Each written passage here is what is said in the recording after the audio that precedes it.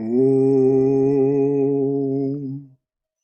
Om Sahana Bhavatu Sahano Bhunaktu Sahaviryam Karavavahai Tejasvina Vaditamastu Mavidvishavahai.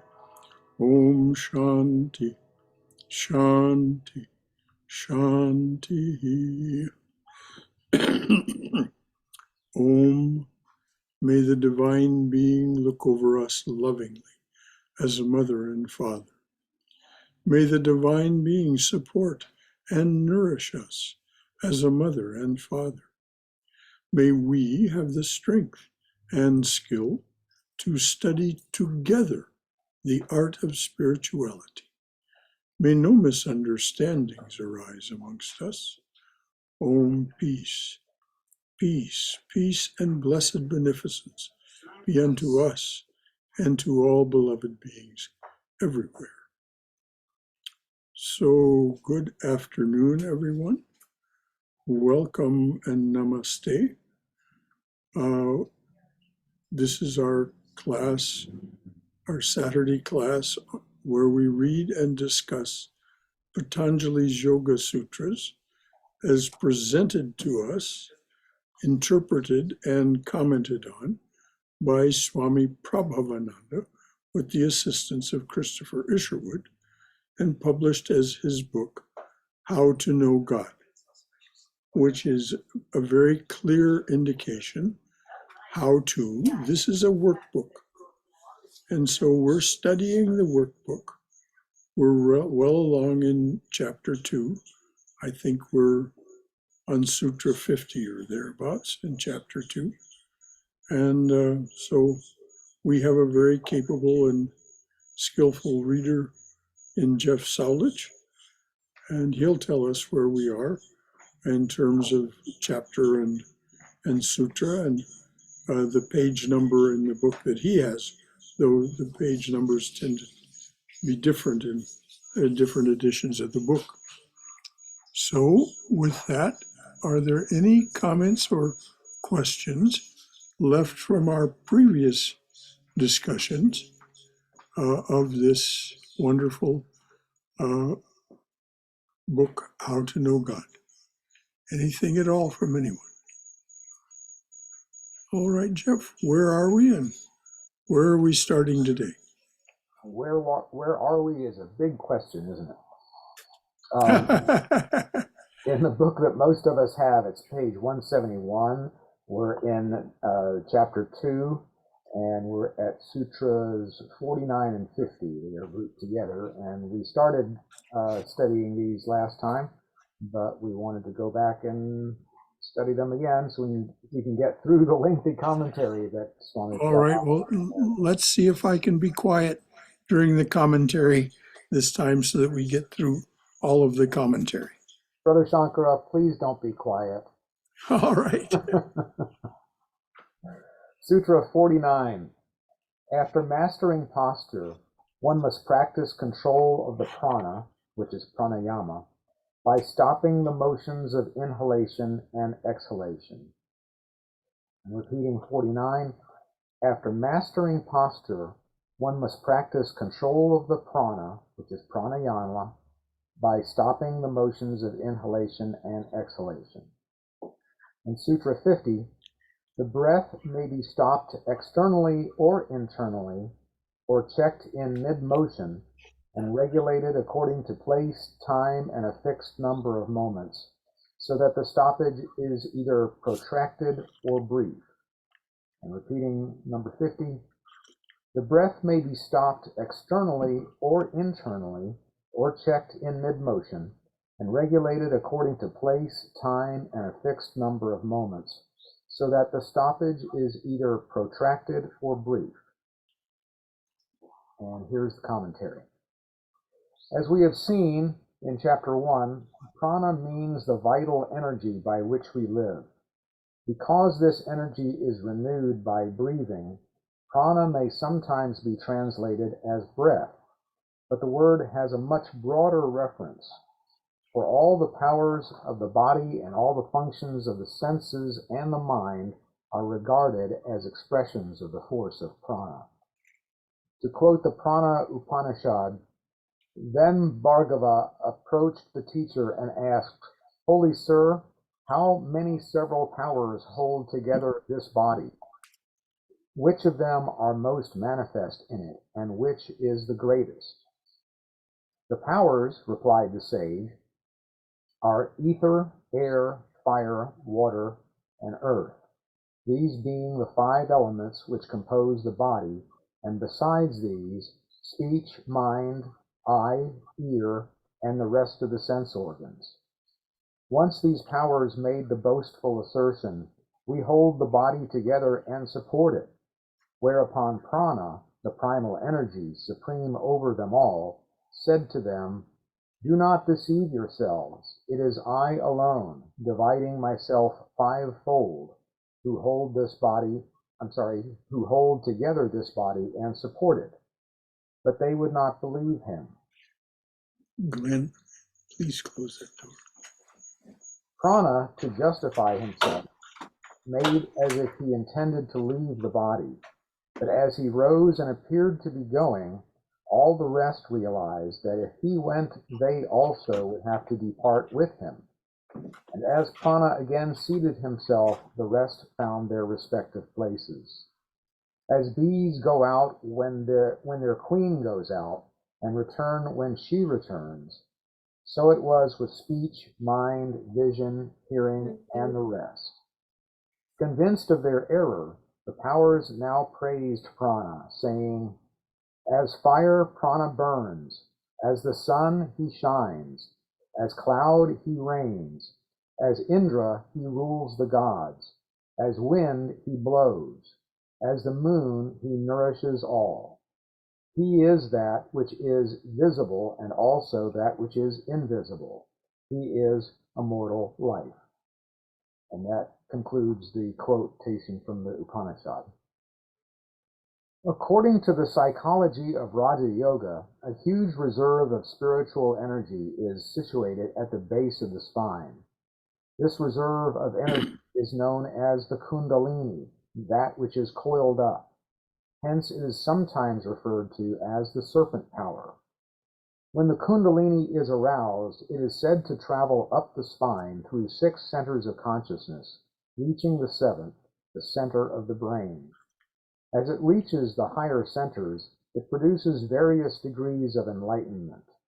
The process is best explained in the words of Sri Ramakrishna. The scriptures speak of 7 centers of consciousness. The mind may dwell in one or the other of the centers. When the mind is attached to worldliness, it dwells in the 3 lower centers, at the navel, the organ of reproduction, and the organ of evacuation. The mind then has no higher spiritual ambitions or visions. It is immersed in the cravings of lust and greed. The 4th center is at the heart. When the mind learns to dwell there, man experiences his first spiritual awakening. Then he has the vision of light all around. Seeing this divine light, he becomes filled with wonder and says, "Ah, how blissful." His mind does not then run to the lower centers. The 5th center is at the throat. He whose mind has reached this center is freed from ignorance and delusion. He does not enjoy hearing or talking of anything but God. The 6th center is at the forehead. When the mind reaches this center, there is the direct vision of God day and night. Even then, there is a little trace of ego left in the aspirant. It is like a light in a lantern. One feels as if one could touch the light, but cannot because of the obstructing pane of glass. The 7th center is at the top of the head. When the mind reaches it, samadhi is attained. One becomes a knower of Brahman, united with Brahman. And that concludes the quotation from Sri Ramakrishna. The study of Raja Yoga should be very helpful to those whose minds have been warped by a conventional Puritan upbringing. The danger of Puritanism is that it inclines us to regard certain functions and powers of the body as evil and other functions and powers as good, without seeing any relation between the two groups. Raja Yoga reminds us that the mind-body has only one life force. This force expresses itself in different ways at different levels of consciousness. It may impel a person to paint a picture, run a race, have sexual intercourse, or say his prayers. But it is always the same force, no matter where it takes you. Just as in a department store, the same elevator takes you to the women's hats, the sports department, the furniture, and the restaurant on the roof. Some people who have read and misunderstood Freud are apt to say sneeringly, religion is nothing but repressed sex. And this remark is supposed to shock us into giving up religion in disgust. But it would not have shocked Patanjali in the least, though he might have laughed at its stupidity. Sex, he would have retorted, is nothing but potential religion. Use the same energy for a higher purpose, and you will obtain enlightenment. According to Raja Yoga, the spinal column contains two nerve currents, Ida on the left and Pingala on the right, and a central passage which is called the Sushumna. When the Kundalini is aroused, it passes up the Sushumna, which, in normally unspiritual persons, remains closed. In speaking of the centers of the navel, heart, throat, etc., Ramakrishna is using physical terms to give the approximate positions of the centers, which are actually situated within the Sushumna itself. These centers are also called lotuses in yogic literature, because they are said to appear in the form of a lotus to those whose spiritual vision enables them to see them. Vivekananda suggests that we may think of them as corresponding to the various plexuses of Western physiology. As we have seen, yoga physiology makes no absolute distinction between gross and subtle matter. It is all a question of degree. When, says Vivekananda, by the power of long internal meditation, the vast mass of energy stored up travels along the Sushumna and strikes the centers, the reaction is tremendous, immensely superior to the reaction of dream or imagination, immensely more intense than the reaction of sense perception. Whenever there was any manifestation of what is ordinarily called supernatural power or wisdom, there a little current of Kundalini must have found its way into the Sushumna. Only in the vast majority of such cases, people have ignorantly stumbled on some practice which set free a minute portion of the coiled-up Kundalini. All worship, consciously or unconsciously, leads to this end. The man who thinks that he is receiving response to his prayers does not know that the fulfillment comes from his own nature, that he has succeeded by the mental attitude of prayer in waking up a bit of this infinite power which is coiled up within himself. What thus man ignorantly worships under various names, through fear and tribulation, the yogi declares to the world to be the real power coiled up in every being, the mother of eternal happiness, if we but know how to approach her. And yoga is the science of religion, the rationale of all worship, all prayers, forms, ceremonies, and miracles. And that concludes this quote from Swami Vivekananda. The object of pranayama is to rouse the kundalini and thereby control the prana, the vital energy. Prana, as has been said, manifests itself primarily in the function of breathing. Therefore, control of the prana may be obtained by the practice of breathing exercises. The whole technique of pranayama is centered in the stopping of the breath. If the breath is checked after an exhalation, when the lungs have been emptied of air, The stoppage is said to be external. If the breath is checked after an inhalation, this is an internal stoppage. By place is meant the particular part of the body at which the breath is checked, since an inhalation or exhalation need not necessarily be total. Then again, the breath may be held for a certain period of time.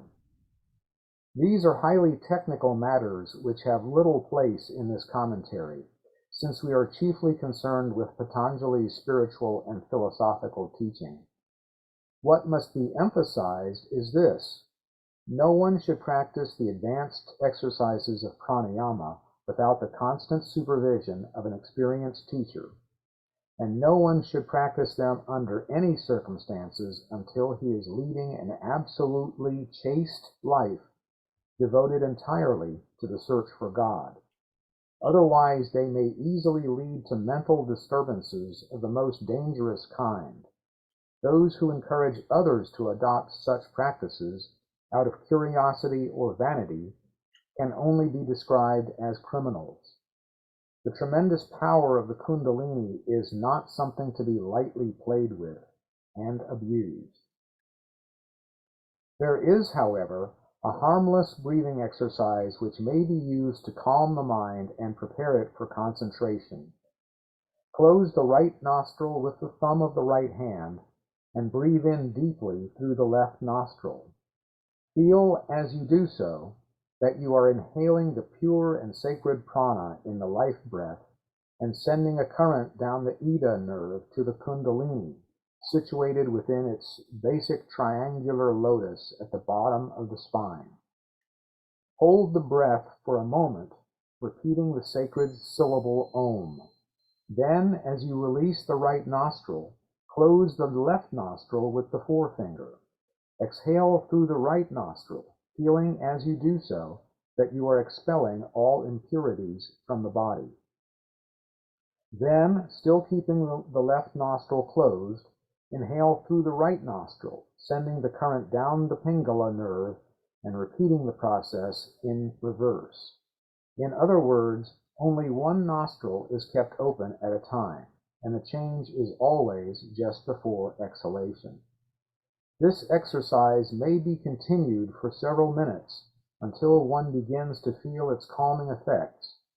It cannot possibly do any injury, since it does not involve holding the breath excessively or overstimulating the body with too much oxygen. And that concludes the reading of this commentary, which I think in itself is a breathing exercise. Well said. It was for Well me, said, anyway. Jeff. It certainly did require a lot of concentration on your part to read it so well. Is there any comment from anyone's wisdom or experience about these ideas of pranayama, or any concern or question that this raises for you that you would like to have clarified?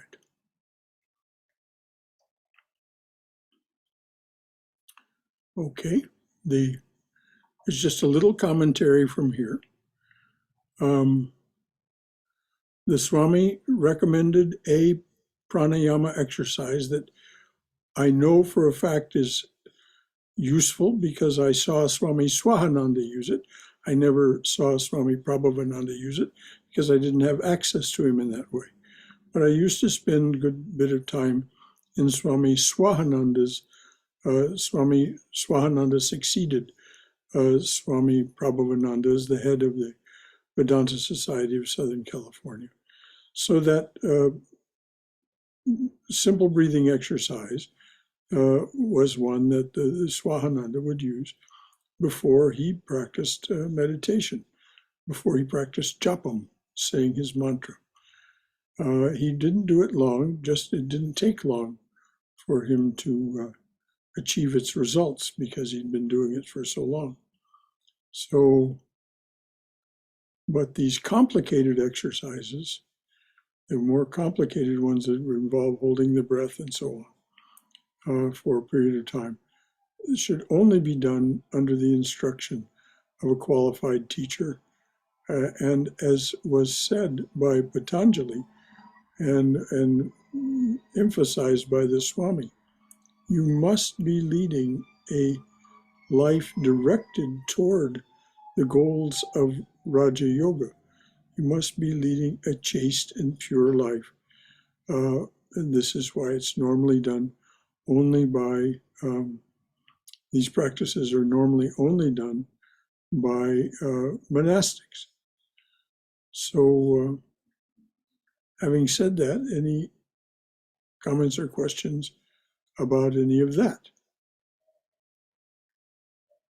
Okay, I think we've covered the territory. And if there are any, if something arises to you later, don't be at all shy about bringing it up. Brother Shankara, I do Yes, have a dear. question. Yes, dear. Um, Considering the physiology that happens, around puberty, is it possible for someone to become? I mean, I guess it is possible, but would it be harder to take this monastic chaste path after hitting puberty, or would it be better if one is steered in that path at a younger age? Well, this monastic path is open to anyone in the Ramakrishna lineage until age 36. Age 35 in India, because they count age differently. You're 1 year old when you're born there. We're 1 year old after 1 year. So 35 in India, 36 here. The Swamis are not at all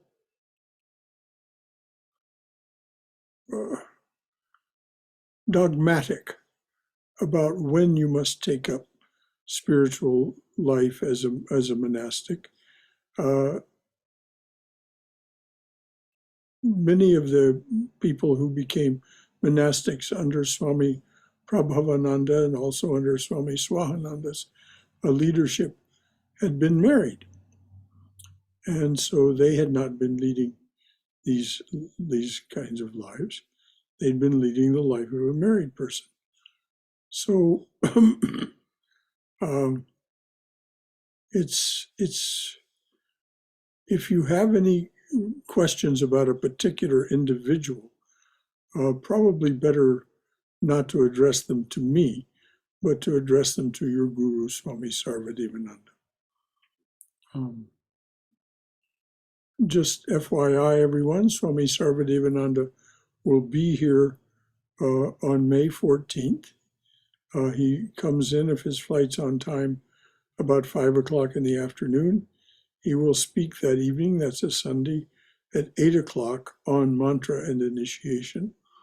And on the following day, Monday, the 15th of May, he will offer initiation or diksha to a number of people. It looks like at this point the number is 6.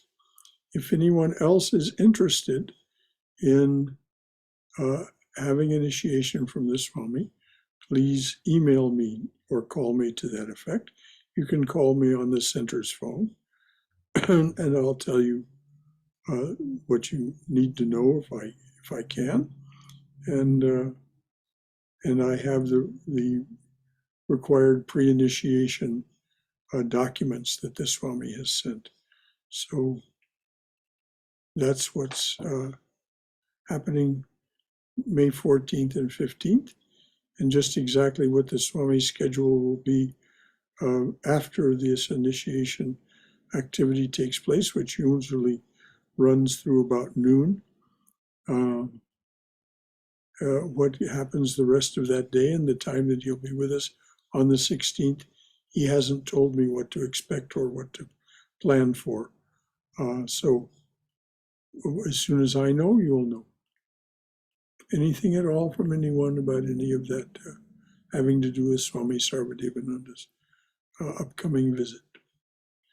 May 14th, 15th, and 16th, he'll, given that his flight's on time and everything works out, he will speak on the 14th at 8 o'clock in the evening in the chapel.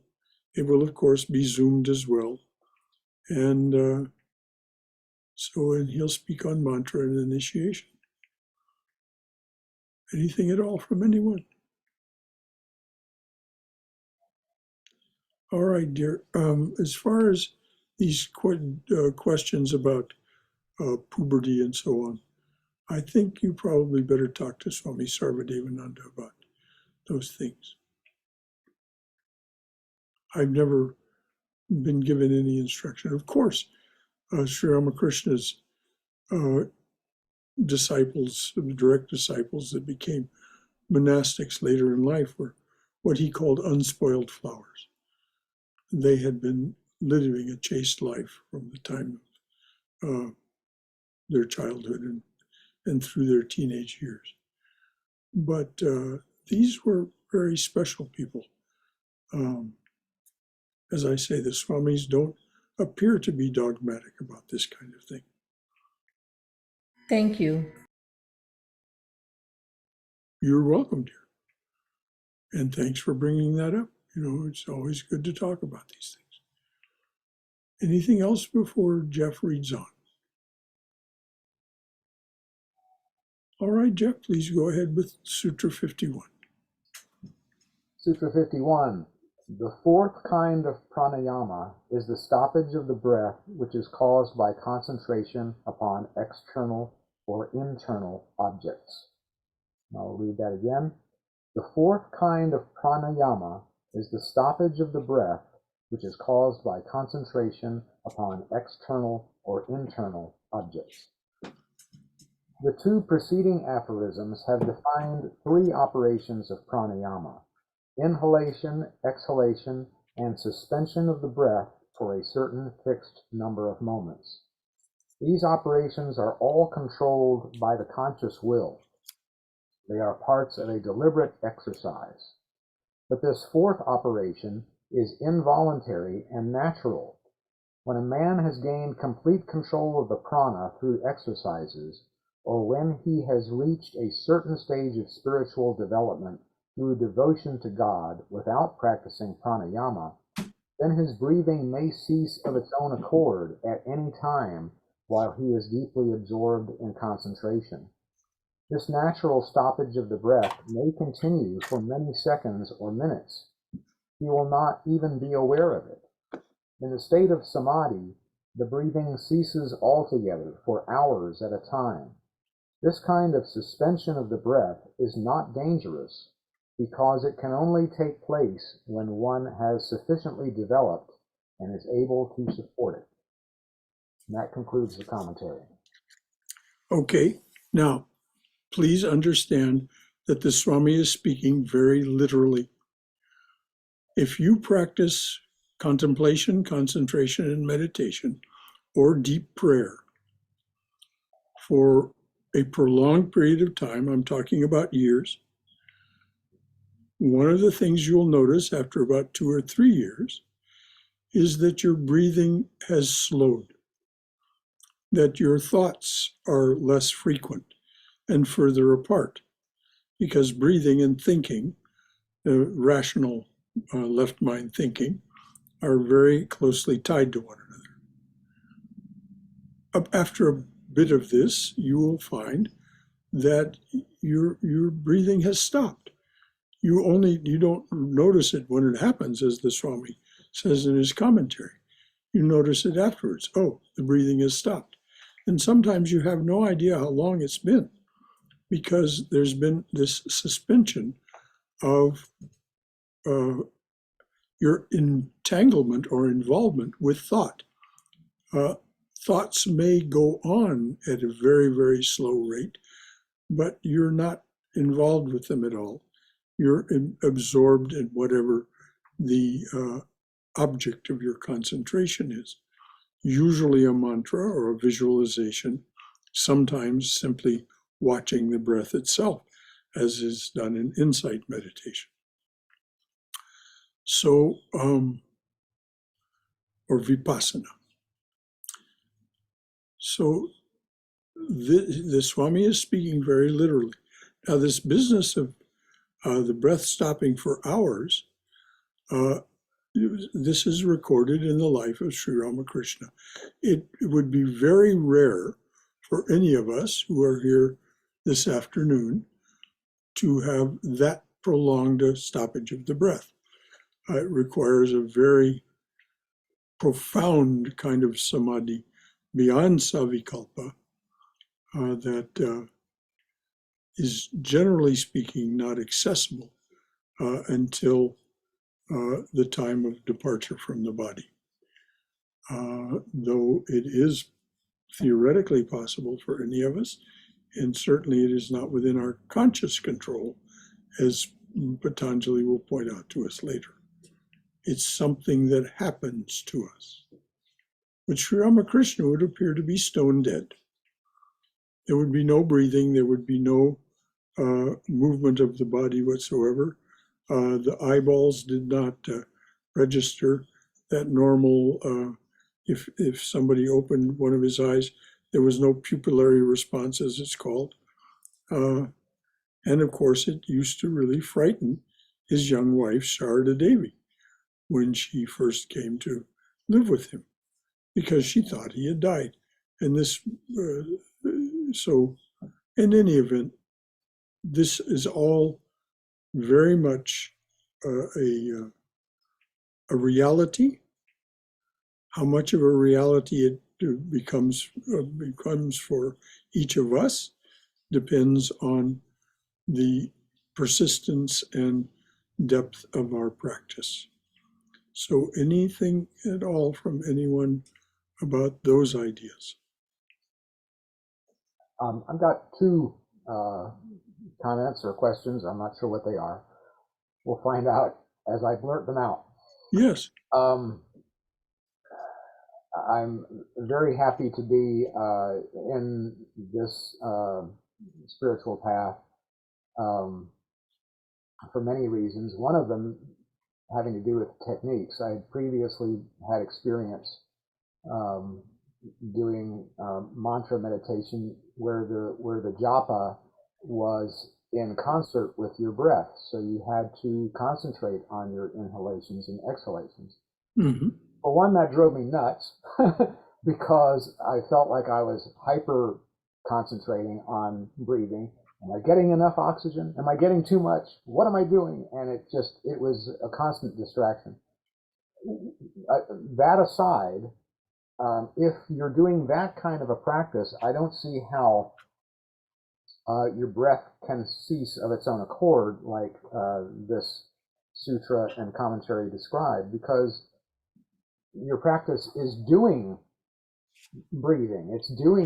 That's what you're asked to do, is breathe in and breathe out. So how can it stop if that's your instruction? So that's one thing that I dealt with, that I'm very grateful that the practices in this path don't involve breathing at all. And I'm having wonderful result because of that. So the other thing is, brother, you were describing how when Sri Ramakrishna went into samadhi, they didn't know if he was dead or in samadhi, and they would naturally try to bring him out of it. Is there any possible way for people to know whether someone is in samadhi or if they have passed on? Not for us.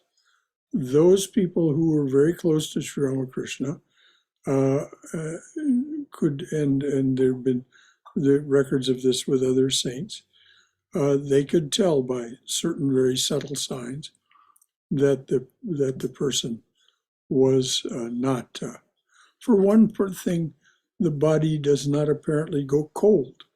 Now, why that happens, since there's no listenable heartbeat, but the body does not go cold or turn blue as it would in normal death, called the condition called rigor mortis and so on.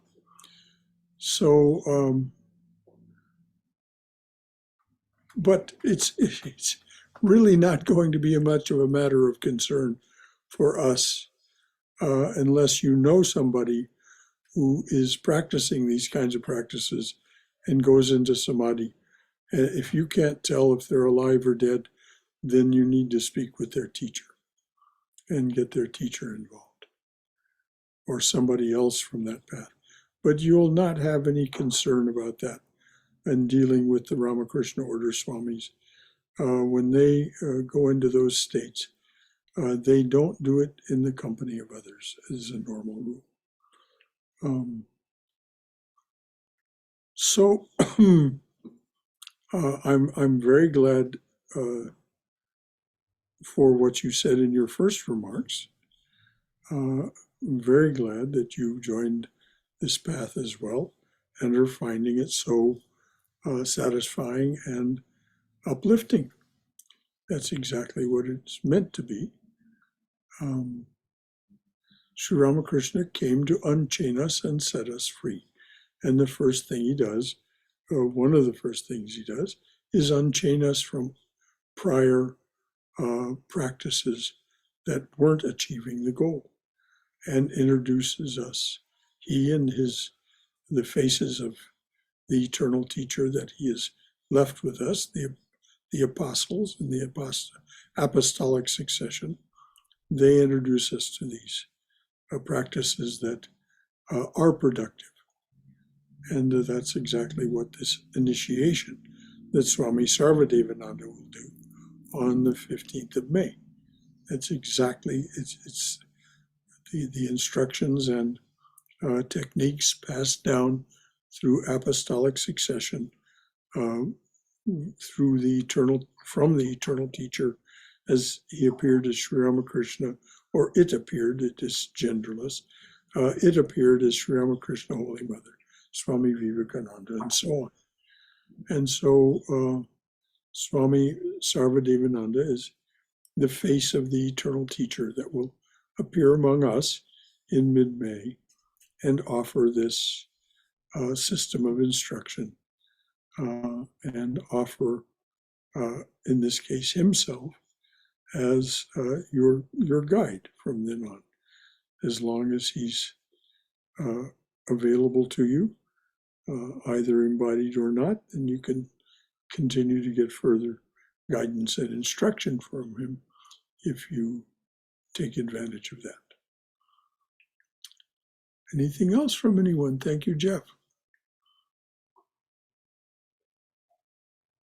All right, dears. Please let us go on ahead. Okay, shloka number 52. As a result of this, the covering of the inner light is removed. I'm repeating 52. As the result of this, the covering of the inner light is removed. And there's just a short commentary. The inner light is the light of spiritual discrimination between the real and the unreal. The covering is made up of the ignorance produced by our past karmas. As the mind becomes purified through the practice of pranayama, this ignorance is gradually dispelled. Now remember, the pranayama that the Swami is talking about is both these first three techniques, which he says, careful about those. But then this fourth technique, which is the one of automatic or spontaneous pranayama that comes with the practice of these other, this is the remover of the darkness. This is the unchaining. And so the inner light is the light of the Atman. The inner light is the shining presence of the Atman that reveals itself to us. And when we understand that we are the Atman and not what the Atman observes, witnesses, then this is the discrimination between the real and the unreal that the Swami is talking about. So with that in mind, would you read the sutra and the commentary again, Jeff? Certainly. Sutra 52. As the result of this, the covering of the inner light is removed. In the commentary, the inner light is the light of spiritual discrimination between the real and the unreal. The covering is made up of the ignorance produced by our past karmas. As the mind becomes purified through the practice of pranayama, this ignorance is gradually dispelled. And notice the word gradually. You will have sudden insights, but our ignorance, the darkness in which we have been immersed and have immersed ourselves, is deep and broad. And so it takes a while for all of it to be dispelled. And it may not all happen even within this lifetime. But if we're on this path, the guarantee is that we won't have to take a body again. We may if we wish, but as was in the case of Mirabai, she said, don't give me liberation, give me the opportunity to be reborn again and again, to be in this profound relationship of love with my beloved Sri Krishna. So there's the opportunity to do that if you wish, but then there's the opportunity to stop being embodied and go on, and in which case you learn in a different context called the solar path or the path of the saints. And the places that we go and how we learn and what we learn there is all beyond the scope of this discussion. And not particularly relevant anyway, because it's virtually impossible to define. So any comment or question before we read Sutra 53? I just want to say now we're getting to the good stuff. We're getting to what it is all about. Amen, brother. I think Hari Om Shankaraji. Yes, Balaji. One good thing I just, I never paid attention to the last sentence. This pranayama would, purify the mind. All these days I was under the impression it just helps you to concentrate. But that is another new thing I just learned. Ah, very good. Well, how does it purify the mind? By allowing us the calmness of mind.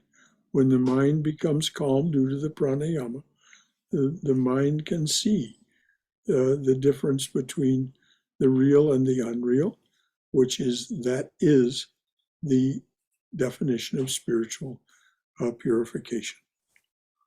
We see the pure and we leave aside or turn our attention away from that which is impure. Thank you, Bala. Brother Shankara, Yes, dear. is it possible to, like, as part of the prayer, pray that for rebirth, but as the, helper or companion of God at his, to do his work, but remembering that, like not forgetting it and becoming an embodied and then This is one of the things you would ask for in your prayer. If you grant this wish to be re-embodied as your servant, O Lord, please, whether your Lord is feminine or masculine, please, mother or master, please don't allow me to be misdirected. Don't allow me to be misdirected by Maya. This is why most people don't ask for rebirth. And if you remember, the life of Mirabai was quite difficult in the beginning. The people made a real serious attempt to misdirect her.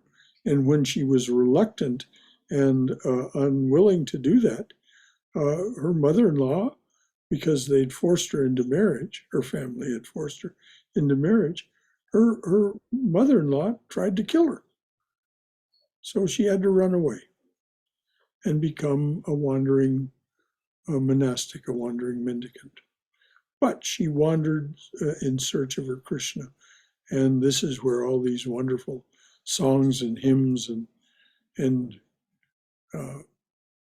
poetry about her great spiritual adventure in relationship with Sri Krishna comes from, and why she's still a household name in India. And her songs are still sung and her poems are still read. But, it's not called Mahamaya for nothing. So if we're going to ask for rebirth, we would have to ask the divine being, please protect me from this embodiment being misdirected.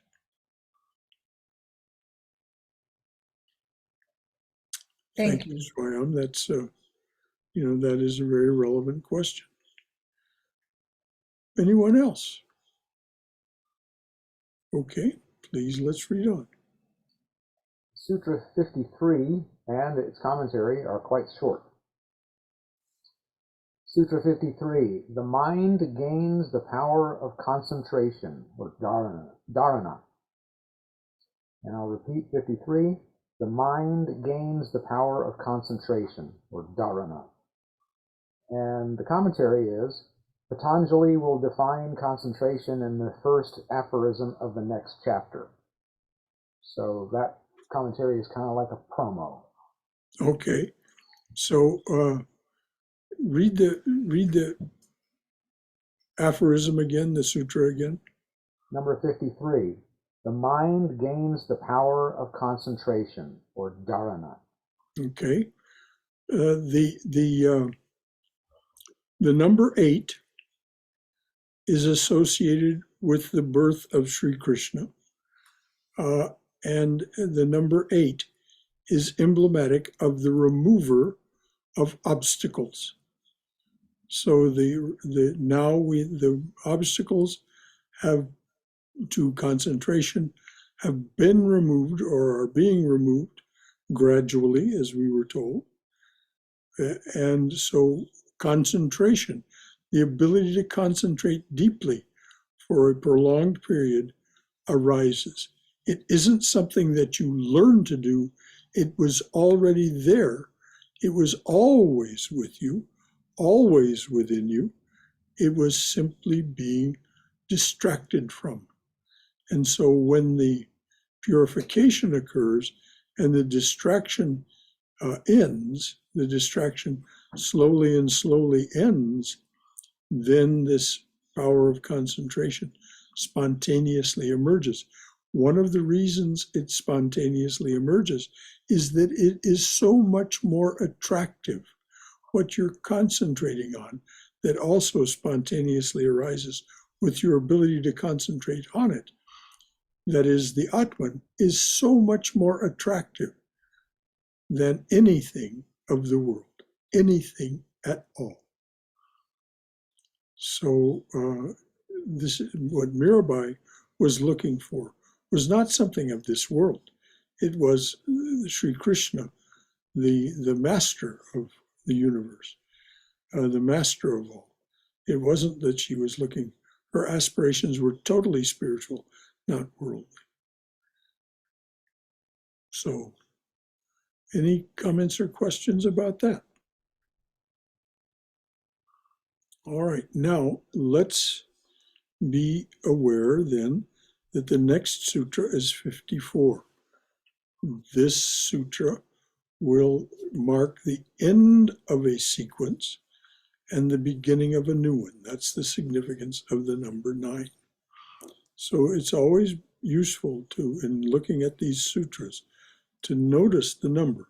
Do not think that Patanjali, in his very careful science of creating this workbook, ignored Vedic numerology in organizing these sutras. So 54 will be a very significant sutra. They're all significant, of course, but there's significant and then capital S, significant. So please read 54, Jeff. And 54 and 55 are grouped together, and they end this chapter. So, Okay, the reason what you being, just said. what 54 is the end of the sequence. 55, as you know, adds to 10, which adds to 1, which is the number of the beginning of a sequence. So, and the fact that it ends the chapter, now the next chapter will continue this sequence with the sutra number 1 in that chapter. So 54 and 55. Sutra 54. When the mind is withdrawn from sense objects, the sense organs also withdraw themselves from their respective objects and thus are said to imitate the mind. This is known as pratyahara. I'll repeat number 54. When the mind is withdrawn from sense objects, the sense organs also withdraw themselves from their respective objects and thus are said to imitate the mind. This is known as pratyahara. And Sutra 55, thence arises complete mastery over the senses. And repeating 55, thence arises complete mastery over the senses. Just as the provinces of a country are controlled by, Just as the provinces of a country are controlled by first taking over the central government, so we must begin by controlling the mind before we can control the rest of the body. As long as there is a desire in the mind, the sense object, I'll just start over from the top. Just as the provinces of a country are controlled by first taking over the central government, so we must begin by controlling the mind before we can control the rest of the body. As long as there is desire in the mind, the sense organs will move eagerly and almost involuntarily toward the objects of desire. A man is aptly said to have a roving eye when his eyes of their own accord follow the figure of an attractive girl passing him in the street. The sense organs are like animals which instinctively imitate their master. If the master is weak and subject to certain passions, then the sense organs will imitate and even exaggerate his weakness, dragging him along after them as a child is dragged by a strong, unruly dog. But when the mind is strong and self-controlled, the sense organs become its orderly and obedient servants. They imitate its strength instead of its weakness. Every movement of the body expresses the self-control of the mind. In order to control the mind, we have to get to know it. Few of us know objectively what the insides of our minds are really like. Our dominating fears and desires have become so familiar to us that we do not even notice them. They are like recurring drum beats going on in the background of our thoughts. And so, as a preliminary exercise, it is good to spend some time every day simply watching our minds, listening to those drum beats. We probably shall not like what we see and hear, but we must be very patient and objective. The mind, finding itself watched in this way, will gradually grow calmer. It becomes embarrassed, as it were, by its own greed and silliness. For no amount of outside criticism is so effective and so penetrating as our own simple self-inspection. If we continue this exercise regularly for several months, we shall certainly make some advance toward mental control. And that concludes the commentary and the chapter. This recommendation that the Swami makes about watching your mind cannot be taken too seriously. I mean, it cannot be taken seriously enough. I mean, you can't minimize it. It is, if you watch your mind for just a couple, 3 minutes before you begin your practice of contemplation, concentration, and meditation, you will see that the mind is constantly under the influence of the gunas. It is constantly running in this direction and that direction. And sometimes what it gins up, what it makes, as the Swami says, is not all that pleasant to us. But don't take that as an indictment. It is simply all these mental impressions that we've gathered over eons being touched upon by the winds of the gunas. The gunas have their influence every moment.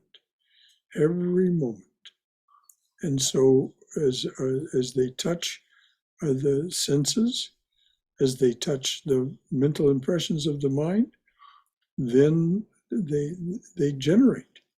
So as we watch them, as the Swami said, the mind becomes embarrassed when we watch it. Sri Ramakrishna amplifies that, saying that the mind becomes like a shy child and retires into the shadows. It no longer troubles us in the way that it did, simply because there's nothing productive being generated by all of that activity. And as I said, the more we focus on what is within rather than what is without, the more we are entranced by what we find within.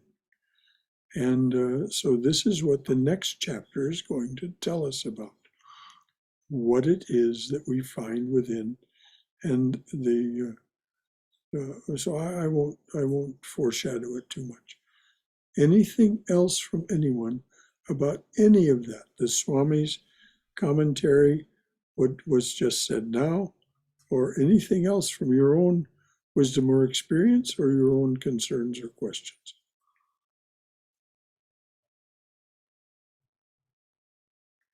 All right, dear, please read chapter 3, Sutra 1. Oh, brother, we have 3 minutes left. So Yeah, just go ahead and read it. Just read it. We won't have time to discuss it, but all right. thank you for reminding me of that. I wasn't aware. Well, the first one is fairly short, so we might have some discussion time. Chapter 3, which is entitled Powers. Sutra number 1. Concentration, or dharana, is holding the mind within a center of spiritual consciousness in the body, or fixing it on some divine form, either within the body or outside it. And repeating Sutra number 1, concentration, or dharana, is holding the mind within a center of spiritual consciousness in the body, or fixing it on some divine form, either within the body or outside it. And the commentary: the first 5 limbs of yoga have been discussed in the preceding chapter. 3 remain, which are concentration, or dharana, meditation, or dhyana, and absorption, or samadhi. The centers of spiritual consciousness here referred to are the 7 lotuses. In order to concentrate, you must first fix your mind upon the inner light within one of these lotuses, as your teacher directs. Or you may concentrate upon the form of your chosen ideal, trying to visualize that form either within a lotus or outside your own body altogether. And that concludes the commentary. Okay, we don't have time for any discussion. We'll do all that again as our opening for next week. And we can see it's very pregnant. It is.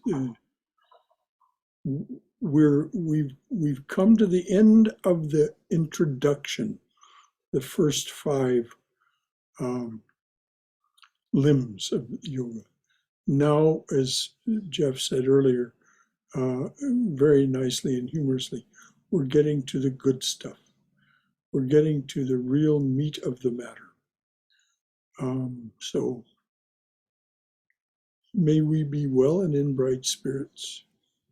May we enjoy our lives. Jai Shri Guru Maharaj Ji Ki Jai. Durga, Durga, Durga. May we be safe. May we be healthy. May we be cheerful. May we have peace of mind. And may we be always, and know we are always, in the loving and protective embrace of the Divine Being as our Mother and Father. Hari Om Tat Sat, beloved, make it so. So, the next opportunity for us to get together will, of course, be tomorrow morning at 11, when we will have a talk on it being Orthodox Easter. There's a book associated with Eastern Orthodox Christianity called The Way of a Pilgrim, and we will talk about that book and its deep relationship with what we think of as Raja Yoga, because this is the month for the study of Raja Yoga. The next 2 Sundays, by the way, this Sunday will be this talk on The Way of a Pilgrim, the name of that little book. The next 2 Sundays, the following Sunday, the 23rd, will be an open forum on Raja Yoga. And then April 30th will be our first in-person event of this year. And that will be our annual meeting of the congregation in the chapel. Of course, it will also be available on Zoom, but we will meet in person, and weather permitting, we'll serve a nice catered lunch to everyone who can manage to attend in person. In the newsletter this coming week, there will be the opportunity for you to make a reservation for yourself and any guests that you want to bring, so that if indeed the weather permits, we do have a catered lunch, there will be enough food for everyone. That's why we ask for this reservation. So, any final thought or comment from anyone? All right, dears. Until tomorrow morning, for those of you who decide to join us, so good to be with you today, and sporting among the ideas and these profound spiritual concepts as presented to us by Patanjali, Swami Prabhavananda, and Christopher Isherwood. Jai Shri Guru Maharaj Ji Ki Jai.